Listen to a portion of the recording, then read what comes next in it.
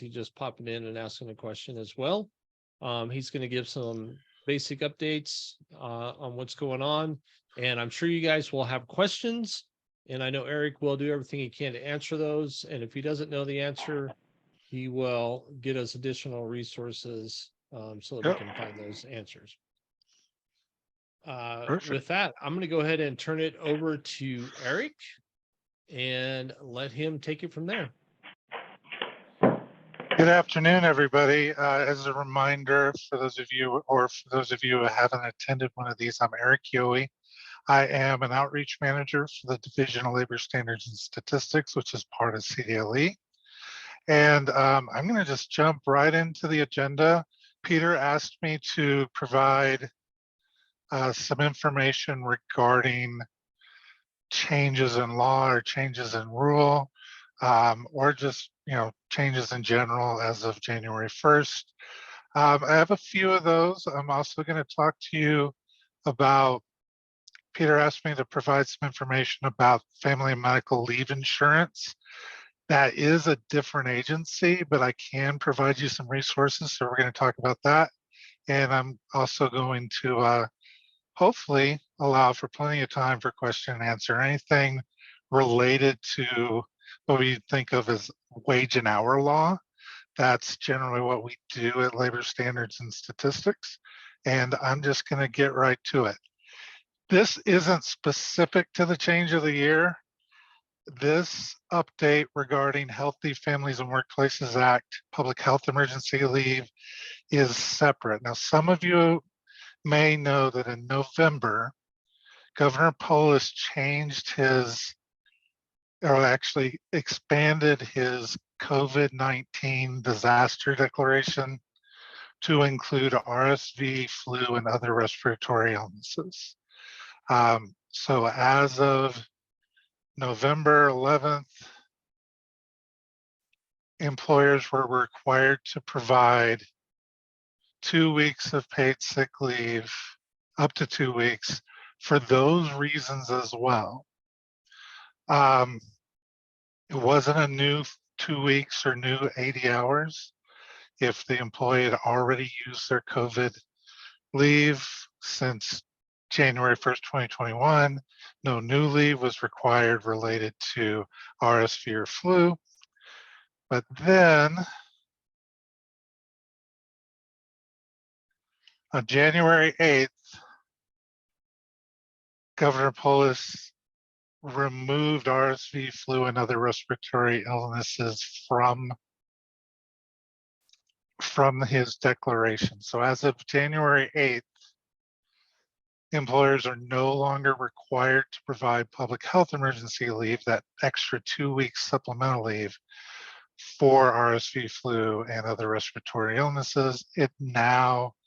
It's reverted back to only covering COVID. Okay. This will be in effect through at least actually May, because we did get a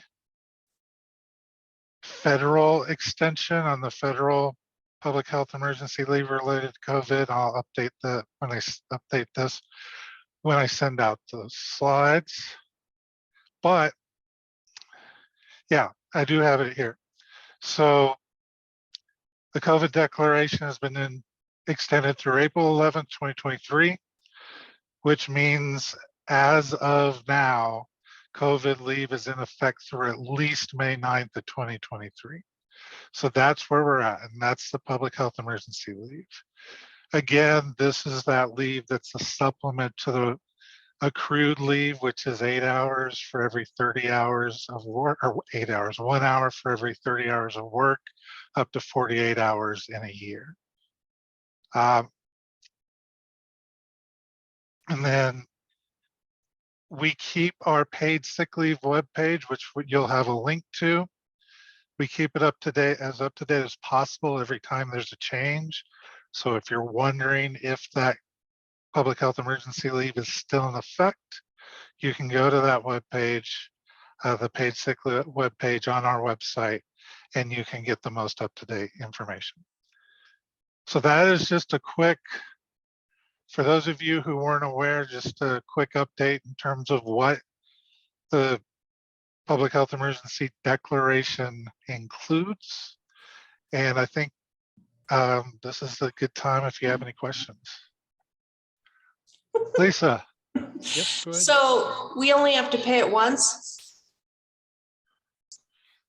It's one allotment of up to 80 hours. It could be Okay. multiple occurrences But that lead up to that 80 hours. Does Okay. that make sense? Yep.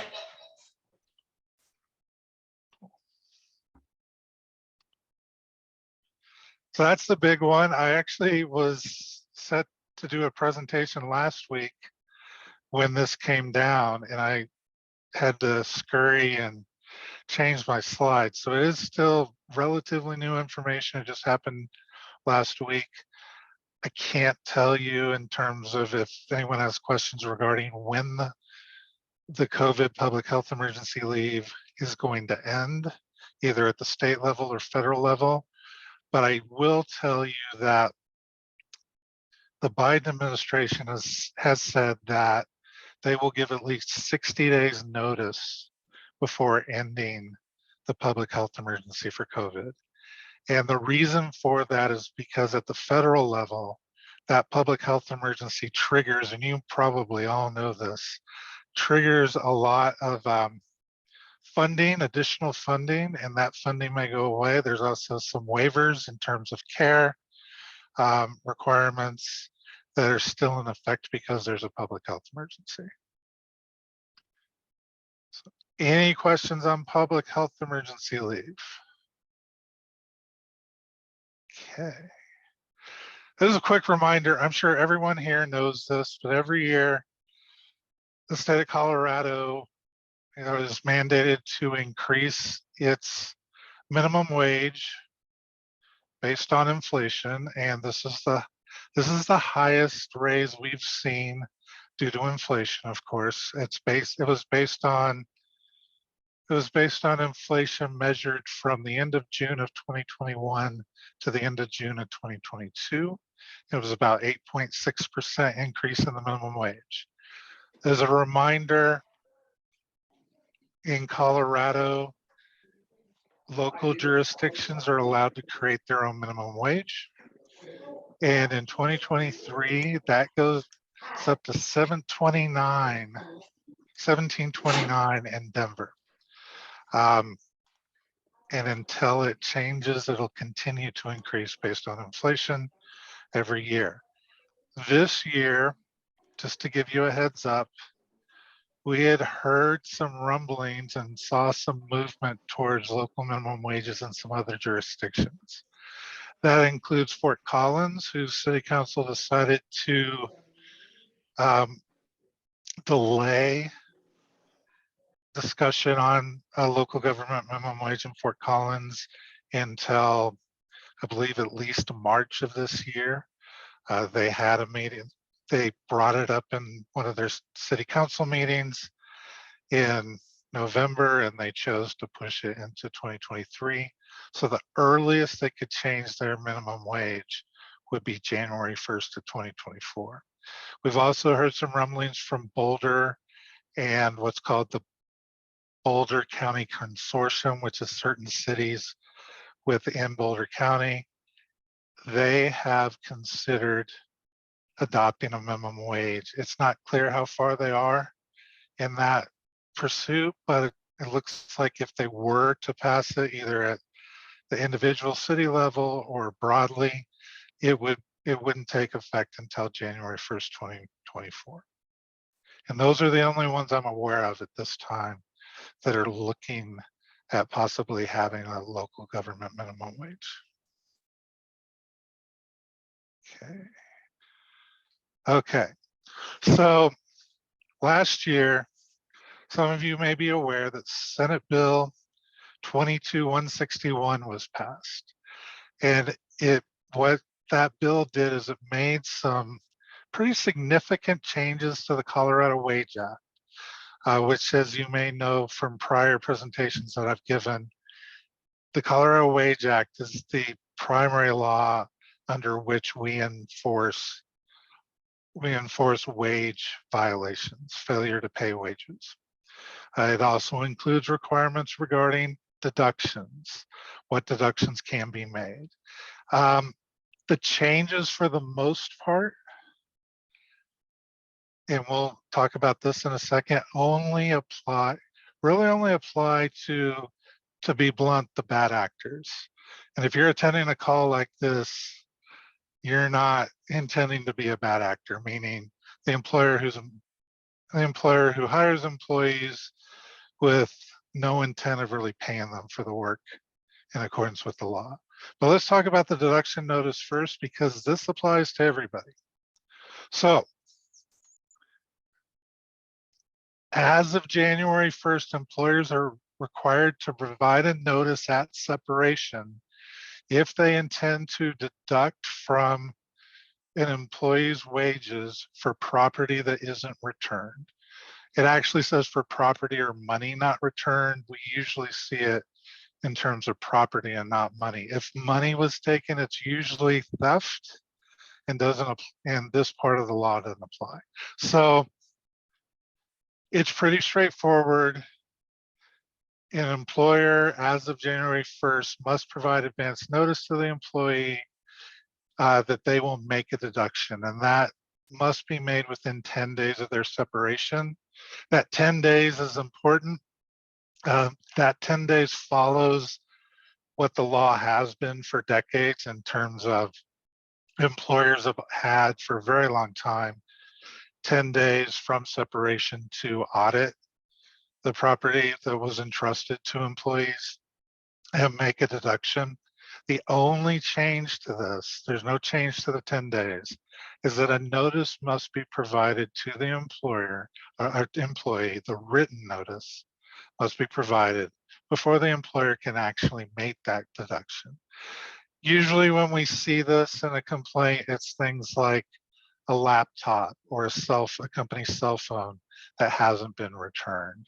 That's generally the type of property we see not returned and the employer makes a deduction. Okay. There are 4 points that the employer must specify the amount of the specific property that the employee failed to return, the replacement value of the property, when the money or property was provided to the employee, if you know it, and then when the employee should have returned the property or paid the money. That's usually upon separation if you entrusted them with some sort of property. This information, it can be found in our info number 16. It's a fact sheet on deductions. It lists all the information you have to provide. There is no template notice. Any sort of template we would provide would probably require you to do more than the law actually requires you to do. It can just be a straightforward couple of sentences, and it must be in writing. It doesn't have to be in paper. It can be by email. It likely can be by text. Just something that the employee is made aware. The employer does not necessarily have to wait to make that deduction. However, if the employee returns that property within 14 days of the notice, then the employer is required to pay that back. So let's say an employer says, I'm going to deduct for a laptop. And in day one after separation, and as soon as they send that, they pay the employee minus the deduction for the laptop. Then within 14 days, let's say on the 8th day, the employee returns that laptop. The employer is now required to repay the amount that they deducted from the employee's wages. So if you believe that the employee intends to return it, if you expect them to return it, then you probably want to wait until you receive that instead of preemptively making that deduction. But it's up to the employer to decide whether or not to do that. So this is new. It's probably the biggest change from Senate Bill 161 that impacts all employers. So does anyone have any questions about this? We got a couple here. Okay. One question is about, Arlen asked, what about flex dollars used before flex account funded by employee? He doesn't even know what. I'm not sure what you mean in accordance with deductions for property. Yeah, I'm not sure. it's, Go ahead. can you shut yours down? Can you shut your thing down? Flex dollars is a deduction that is agreed upon by employees at the time of open enrollment. And it allows for them to pay for health insurance, but if they overspend that money, we take it out of deductions on flex dollars. So they can elect to deduct $75 per paycheck out of their to cover health insurance. It's under its own agreement, under its own account. I don't think that counts as part of this. And that's their own money, right? Yeah, but see, Okay, yeah, we give it to them just a ahead of time. So like we give them the full amount, the full $60 up I front. gotcha. And then if they overspend it, then we get the money back through their check by deducting the flex dollars. So I don't think that applies here. I think the terms of Yes. your agreement would apply, but make sure you're Yeah. following the terms of your agreement to deduct. I did. Okay, cool. Cool. Okay, Other question was about, we have to pay terminated employees within 24 hours. okay. Yeah, as I It's the 10 days. explained, it's always been an exception in the law that if an employee does not return money or property, that the employer has 10 days. It's basically a 10-day exception to audit that money or property and take a deduction. That hasn't changed. Yeah, it's not new. The 10 days has always existed. It's an exception to paying immediately or within 24 hours when an employee is terminated. So then the follow-up question is, you don't have to pay within 24 Okay. hours of someone or not. You do, unless you meet the exception. The Unless there's 10-day exception is only if the employee didn't return money or property. Then Okay. you have 10 days, the law says, to audit that property. Gotcha. Okay, so I'm gonna can you hear me if I talk for Yep. myself? Yeah, go ahead. Okay, so we have people, of course, that have laptops, and we're in the caregiving industry. That's why we're here. And so we have very high turnover, and Right. people are coming and going all the time. And I have been paying people within 24 hours, and we are losing tons of money. So you're saying if they have a computer, I do not have to pay them within 24 hours. No, you need to follow the law, but no, you have an exception of 10 days. But understand, this is only if there is property that wasn't returned. So if they've Right. Well, already that's what returned that was it, my question. If they Yeah. have a computer and Yeah. I don't have it in my hands, I don't have to pay them. I can wait 10 days. Okay. You have 10 days to audit the property. As soon as you know that you're going to deduct and the amount you're going to deduct, you should go ahead and pay. But you Oh, can, okay. but Yes. you okay. can pay within those 10 days. Okay. Okay. Gotcha. It's the intent of the law, even though the law is a little different than the intent, is that the employer have that time. There's nothing that says that you have to wait till the 10th day. Right. And I don't necessarily want to keep from paying somebody. I am Right. just tired of people I get stealing it. my property and there's nothing I can do about it. I get it. Yeah, that's been the intent of the law, the 10 days. It's been around, I know, at least since 2003, but actually in another form for a few decades before that. There's always been some sort of exception, or at least for a very long time. So yeah, this doesn't change that exception. And so you do, if the employee hasn't returned property, you do have time to, the law says, audit that property and then make a deduction. What's new in the law is that before making that deduction, you must provide written notice based on what's on the slide here. Okay, awesome. Oh. Other questions on that?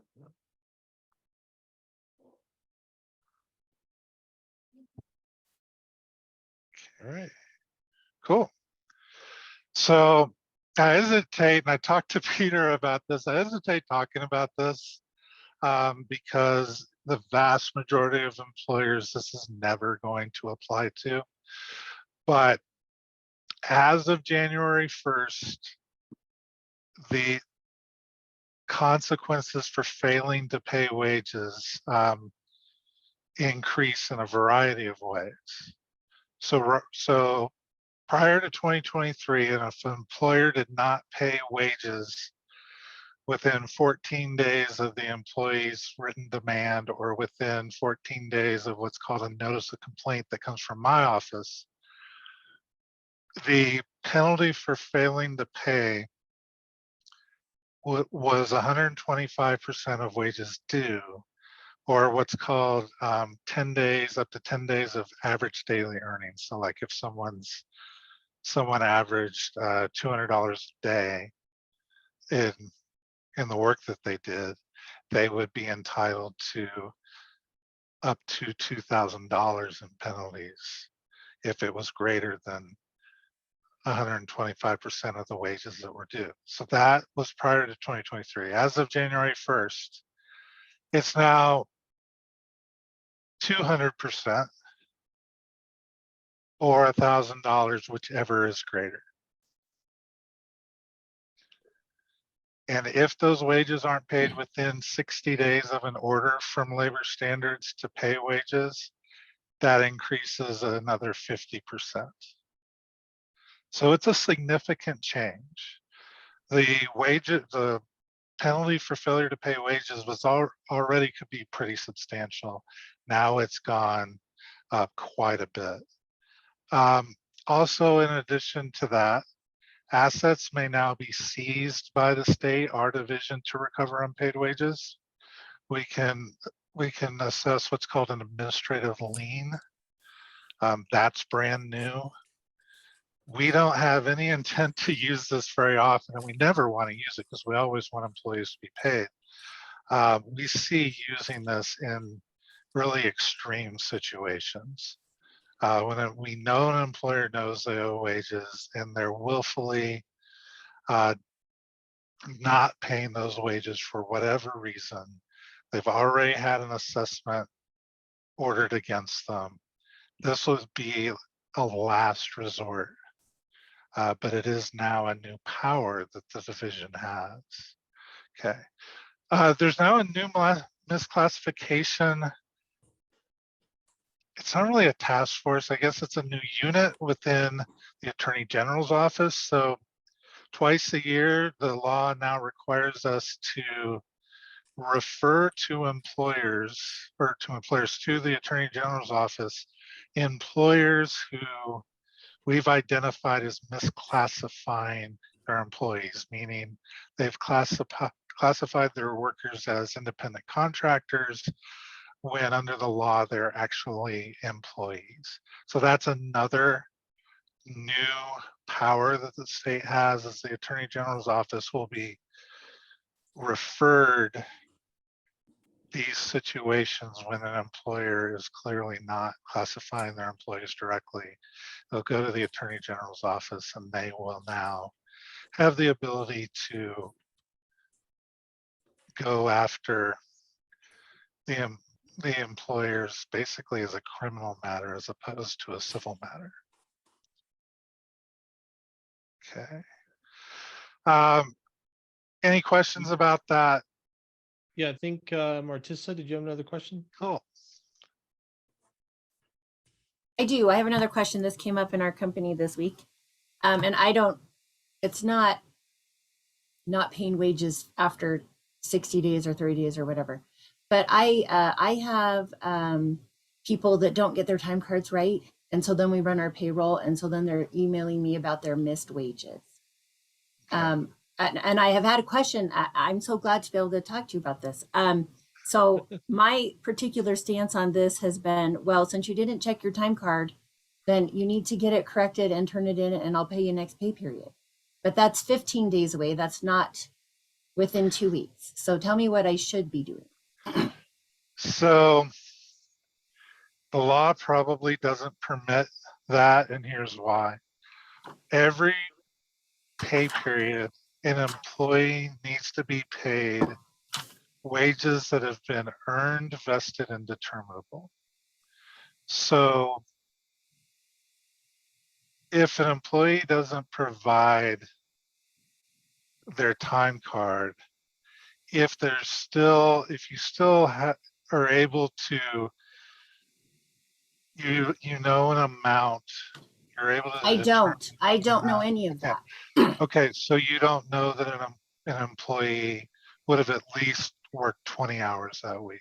Or No, would I have at don't. least worked 30 Everybody hours has that their week? own schedule, and I ask Okay, them every pay period to make sure they check their time card. okay, And then we have their managers, approve it, and then we have right. other approval processes. So again, the way the law looks at it is the amounts that are earned, vested, and determinable must be paid. If you don't pay, it could be down the road, an employer would have to provide evidence that the amount of wages was not determinable, or a certain amount of wages was not determinable. So if you clearly can't determine it, it's possible that those wages aren't owed on that payday and could be owed the next payday. But I would encourage you as much as possible to determine an amount and pay it timely, as opposed to waiting another 2 weeks or 15 days or whatever it is.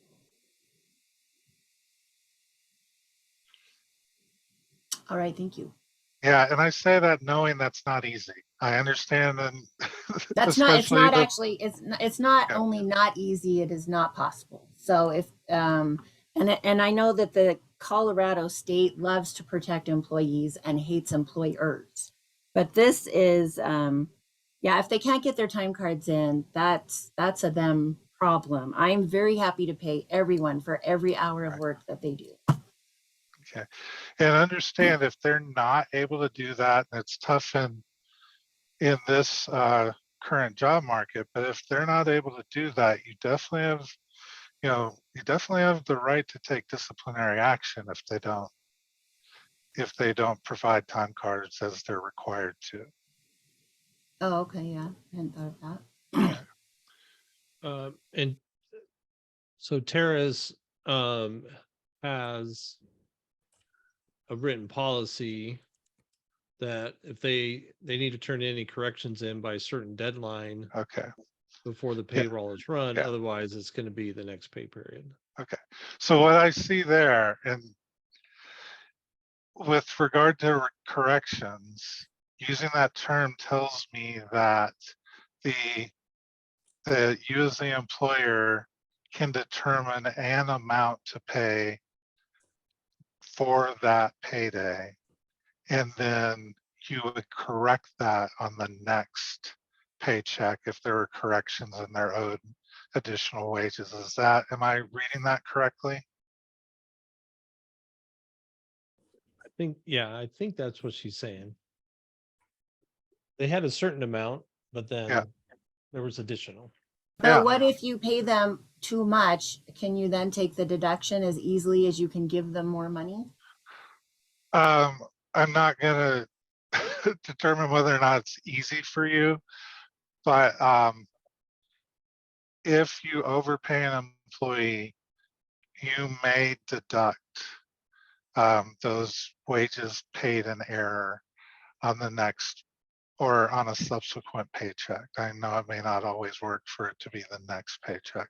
It is permissible. They have to be made aware that that's happening, because any deductions from wages, there has to be a written agreement. But if they're informed in writing of that, that's legal, that's permissible under Colorado law.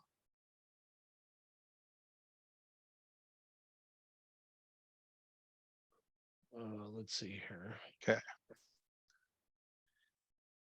Yeah, I guess, Tara, what are you actually asking? Are you allowed to make corrections on the next payroll run?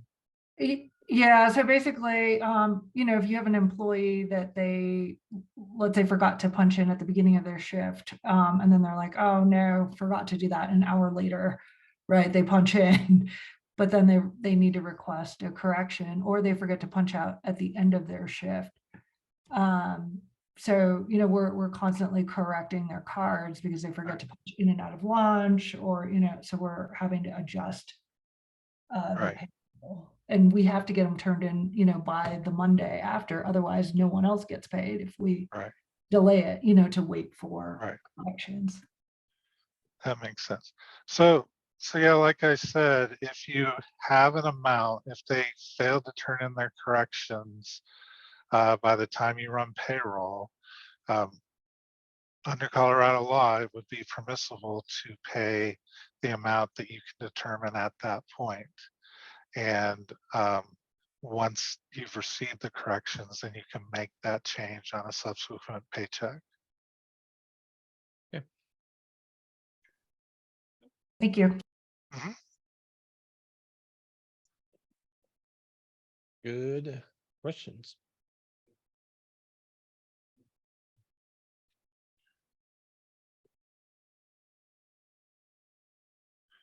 Okay. All right. So Peter asked me to provide some information on family. I'll admit I'm not an expert on the family medical leave insurance program. Family has put together a really impressive list of resources regarding how family is going to work and what employers are required to do in family. So I would encourage you to go to that website, but just kind of sum up some basics. The My Family Plus is online as of December 1st, 2022 to report, for employers to report. Employers were required to notify employees about family by January 1st.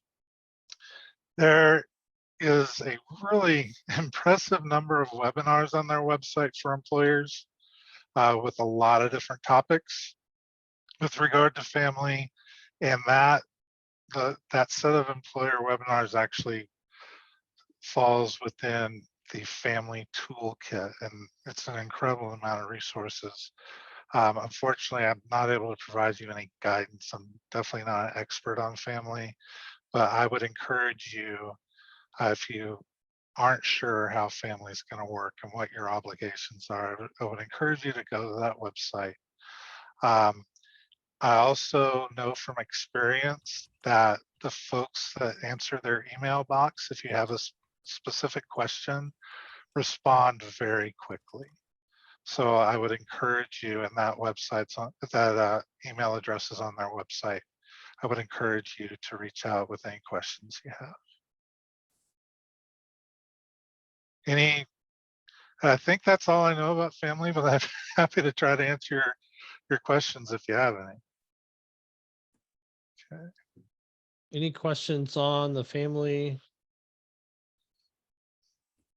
leave? I think, most of the, if you're using a payroll service, or automatically adjusting that and taking that out. So.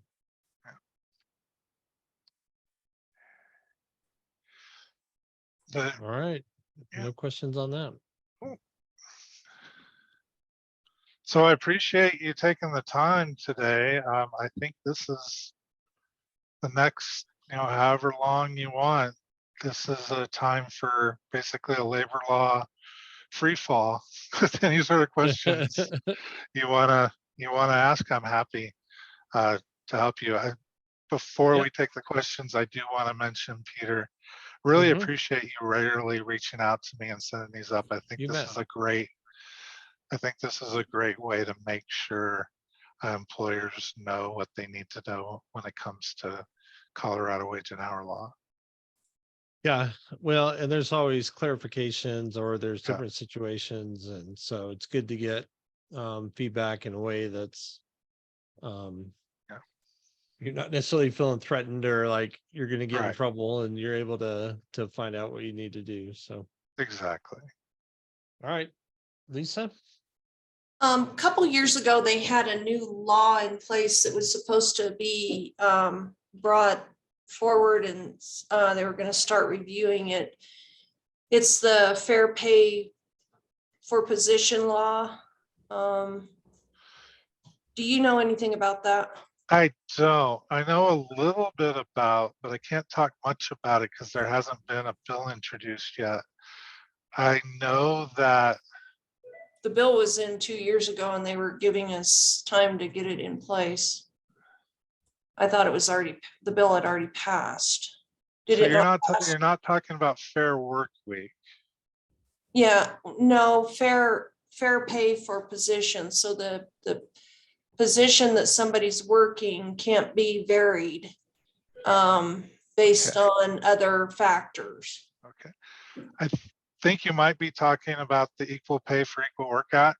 Yes, That went into effect on January 1st of 2021. right. And Um, they were gonna give us a couple of years and then they're gonna start ramping up and having it well, reviewed. they gave you a couple of years from 2019 is when the bill Right. passed. Right, So it went into effect January 1st of 2021. So it's been in effect Right. for 2 years now. right, There's some really good information on our website on it. There's two pieces to the Equal Pay for Equal Work Act. The first piece, called Part 1, is the pay discrimination piece. So it basically says that except for the allowance of some certain factors, an employer cannot discriminate in pay based on sex. And it allows for a private right of action by the employee. They can also file a complaint with the Colorado Civil Rights Division if they think they've been discriminated against in pay. The other piece is what's called the pay transparency piece.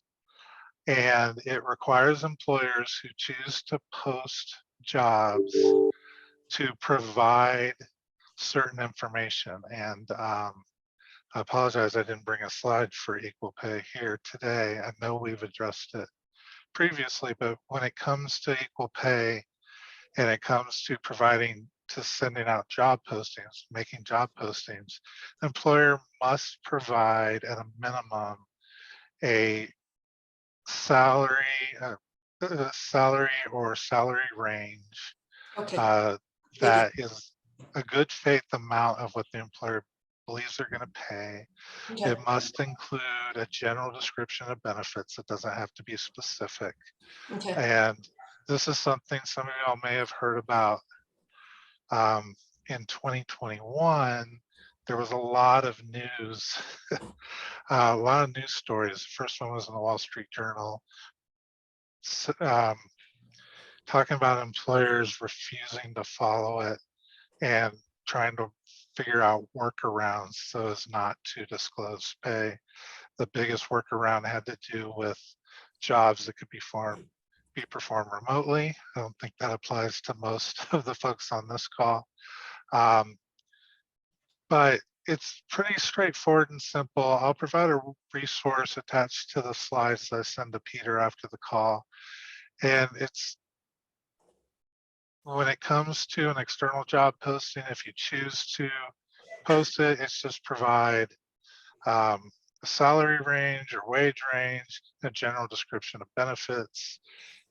But it also has what's called promotion transparency.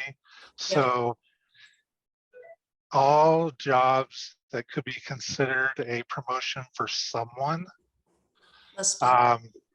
must be announced at the same time to all employees of your business. Doesn't mean that they would necessarily qualify, doesn't mean that you have to consider anybody, doesn't mean that you can't already know who you're going to hire. The whole purpose of it is so that employees understand what they might be willing, what they might be able to earn in a different job, and the job that might be a step up, whether it be next year or 3 years from now. It just gives them a sense of what the lay of the land is. So is that helpful? Yes, sir. Cool. Yeah, I'll provide more information on that. I will tell you, in terms of enforcement, we do receive some complaints, but generally what we do is if we notice an employer posting doesn't have the information that's required, we generally just send them a, hey, this is the law. Tell us and show us that you're now complying with subsequent postings. I haven't checked for probably a few weeks, but at the end of 2022, the number of employers that we had fined for non-compliance after giving them a chance to comply, it probably can't be counted on, can be counted on on 2 hands. It's been a small amount. Employers generally respond. They say, we didn't understand, which is fine. You actually don't have to say anything. You can just say, hey, here's what we're posting now. This is on this website, and it has the correct information. We check it, and then we're done. Okay. All right, got a question in regards to salary, minimum salary per week for someone in a management position and overtime pay for that salary position. So that is on our website. I don't necessarily remember it off the top of my head, but I can look it up real quick. Let's see. I think you can still just see my slides, right? Yeah. Okay, good.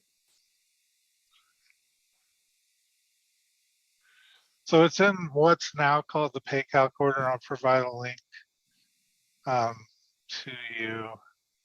Okay. And now you should, I think, be seeing that now, or no?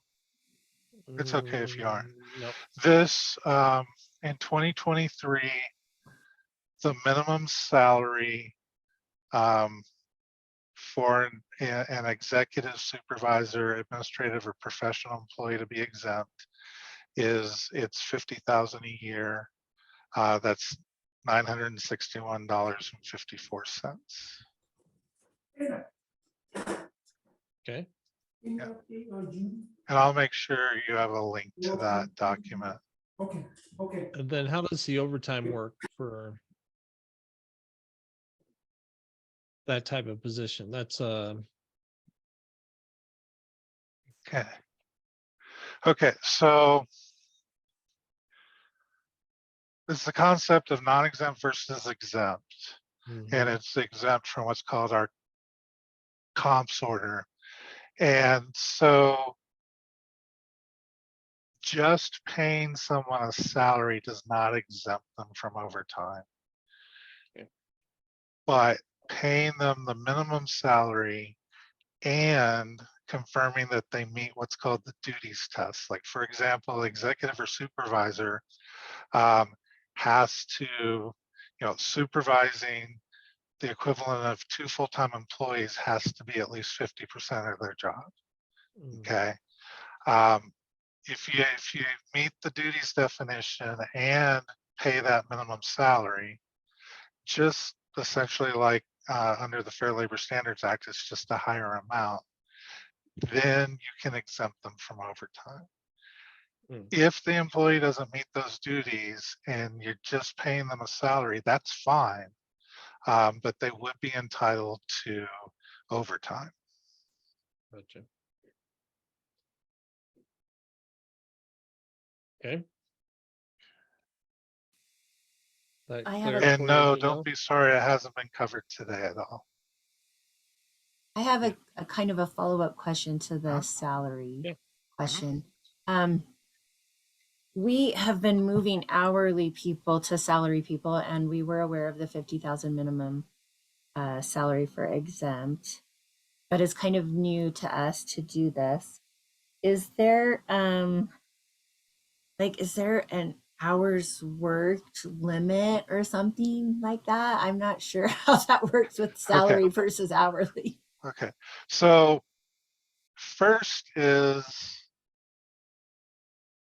they still have to be paid overtime unless they meet a exemption definition. Just paying them salary at $50,000 a year does not exempt them from overtime. Also, when someone's paid a salary, including someone who is usually exempt, they must be paid. We generally don't see this issue with the minimum amount here. They must be paid at least minimum wage for all hours worked. So they must be paid at least $13.65 for an hour for all hours worked. Right.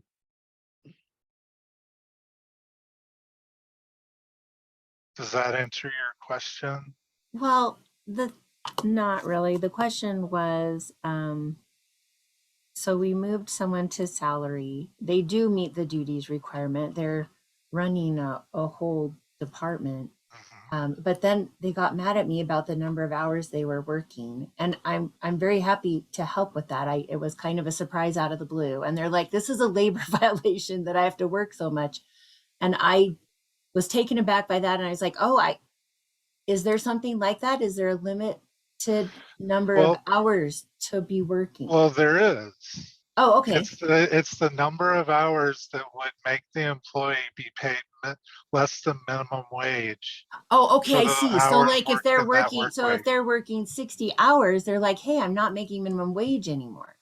They probably still are if they're being paid that $50,000. Oh, It would have to okay. be, it would have to be, I'll just look it up real quick. What is that?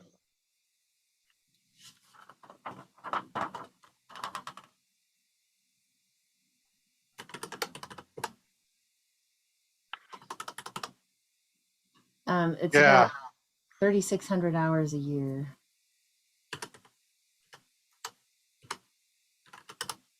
Yeah, so 70 hours a week, that's a lot. yeah.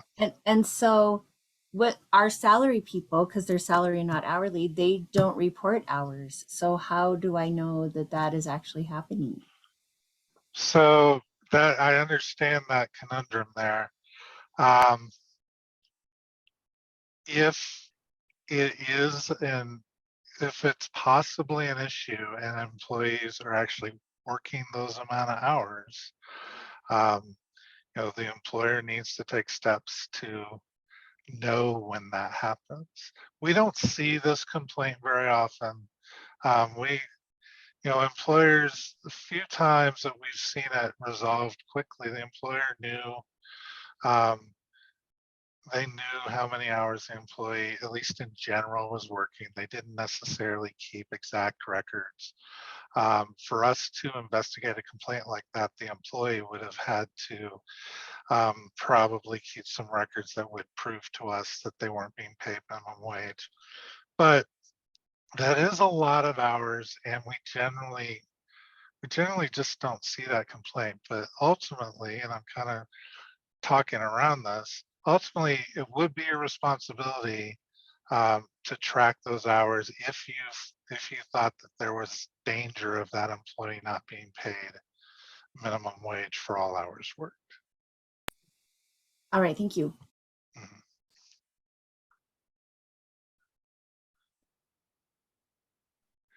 All Um, right. so the direct care base wage, Yeah.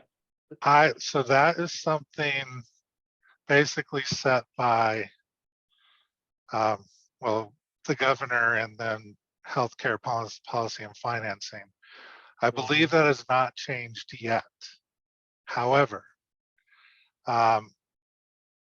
I have heard, but it's not necessarily anything I know about. I'm not involved with it. I've heard that there's been some intention to raise that, but if I understood correctly, it would probably have to be, or at least they would be trying to do it through legislation and not through rule. I don't know that for a fact, but if you're a part of that space, direct care space, I know that HICPUF intends to announce that at any time it were to be raised. But I don't know specifically what it would be raised to and when that might happen. Okay, good question. Very good question.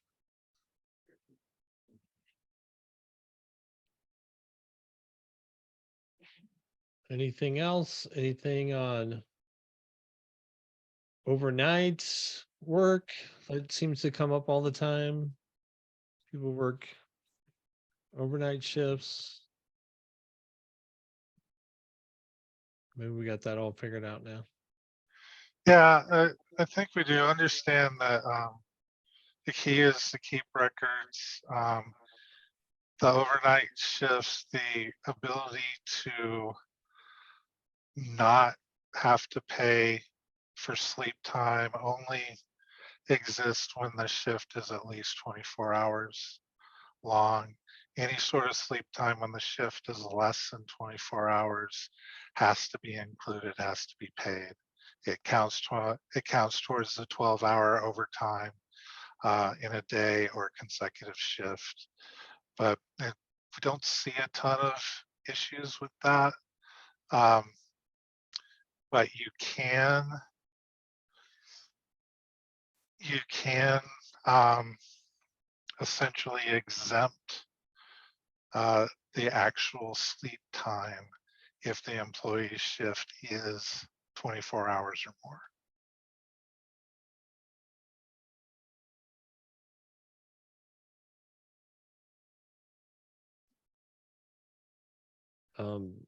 So Harlan was going, can okay, you repeat that? yeah, And what is the minimum for sleep time? okay. Okay, so sleep time is, and this is in the Colorado Overtime and Minimum Pay Standards Order. Sleep time is compensable where an employee's shift is 24 hours or longer. Up to 8 hours of sleeping time may be excluded from compensation. Okay. But there are some rules involved. There must be an express agreement to exclude sleep time as being paid work.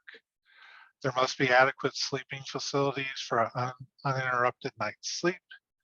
And at least 5 hours of sleep must be possible during that particular shift.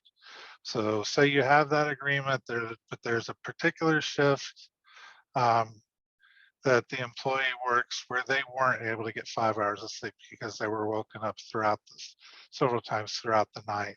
Then for that particular shift, not in general, they would be paid for their sleep time as well as their work time.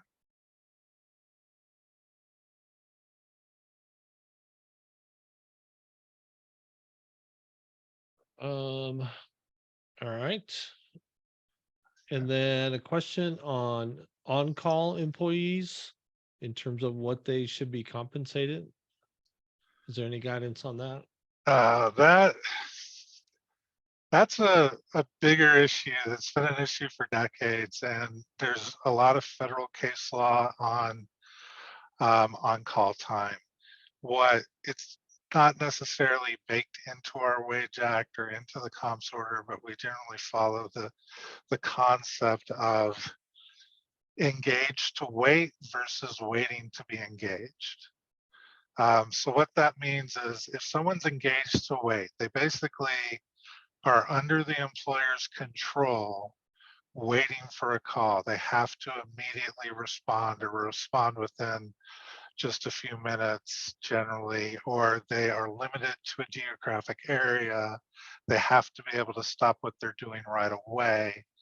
That generally is considered engaged to wait. And that would be compensable work time. But if they're waiting to be engaged, meaning they can go out, they know they're on call for the weekend or that day or whatever it is, and they know that there may be, you know, 1 or 2 times that they're called and they have to do some work. That is a situation where it's likely that they only have to be paid for the work they actually perform, as opposed to for on-call work time.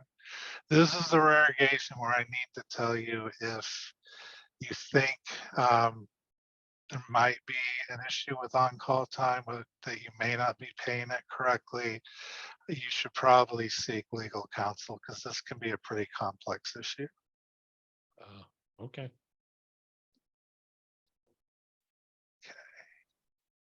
Okay. Okay.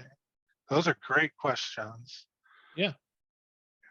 Peter, I'll make sure to add some of this stuff to the slides, and I'll get it to you by end of day today. Okay. Okay. That'd be great. Any last minute? I see some new chats. Oh, you got it. Okay. Yeah, I think we got all those covered. Yeah. So Thanks for all your great questions. Yep. I think you all have my contact information, or you will when I send you the slides. Feel free to reach out if you have any additional questions. I'm happy to help. great. Thank you Cool. so much, Eric. Really appreciate it. You're welcome, And sir. we'll get this out to everybody as well. And we look forward to next time. Thanks, everybody. I appreciate it. Yep. Take care. Mhm.